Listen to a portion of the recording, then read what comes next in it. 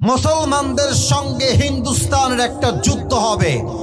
সেই যুদ্ধে হাজার হাজার মুসলমান বুকের তাজা রক্ত দেওয়ার জন্য মাথায় কাফনের কাপড় বেঁধে হিন্দুস্তানকে মুসলমানদের থেকে বাঁচাবার জন্য এবং প্রত্যেকটা হিন্দুকে শিক্ষা দেওয়ার জন্য প্রত্যেকটা যুবক সেই দিন গজওয়ায়ে হিন্দে শহীদ হওয়ার জন্য বের হয়ে যাবে। ঠিক কিনা বলে?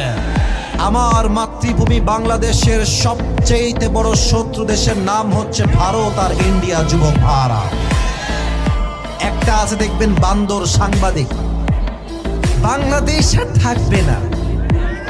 আছে না একটা বান্দর, নাম বলবেন? আছে না, আছে না, আছে না, আছে না? বেটা ভাবে যে আমরা তো সংখ্যায় কম, আর আমাদের তো প্রধান উপদেষ্টা ডক্টর ইউনূস সাহেব খুব ঠান্ডা মানুষ। বেটা, পানি যতই ঠান্ডা হোক, পানির স্রোত একবার শুরু হয়ে গেলে আকাশ সমান পাহাড়কেও পানির স্রোত ভেঙে চলে চূর্ণ বিচূর্ণ করে দেয়।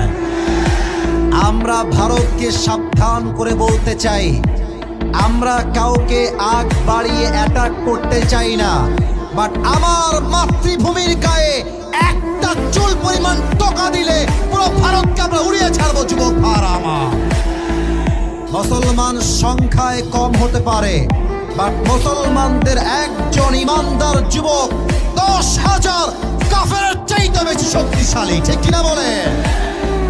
আর এই ভারতের সাংবাদিক দেখলে আমার মনে হয় এটা সাংবাদিক হওয়ার যোগ্যতা রাখেই না। এটা ঢাকাতে এসে গুলিস্তানে জাইঙ্গা বিক্রি করলে বেশি মানাবে মুজিবনগরের ভাড়া।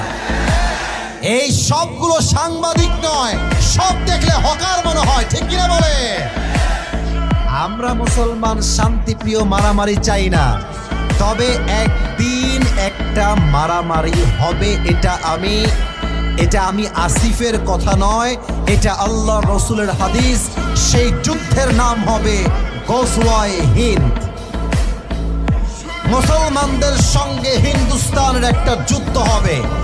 সেই যুদ্ধে হাজার হাজার মুসলমান বুকের তাজা রক্ত দেওয়ার জন্য মাথায় কাফনের কাপড় বেঁধে হিন্দুস্তানকে মুসলমানদের থেকে বাঁচাবার জন্য এবং প্রত্যেকটা হিন্দুকে শিক্ষা দেওয়ার জন্য প্রত্যেকটা যুবক সেই দিন গজওয়ায়ে হিন্দে শহীদ হওয়ার জন্য বের হয়ে যাবে। ঠিক কিনা বলে?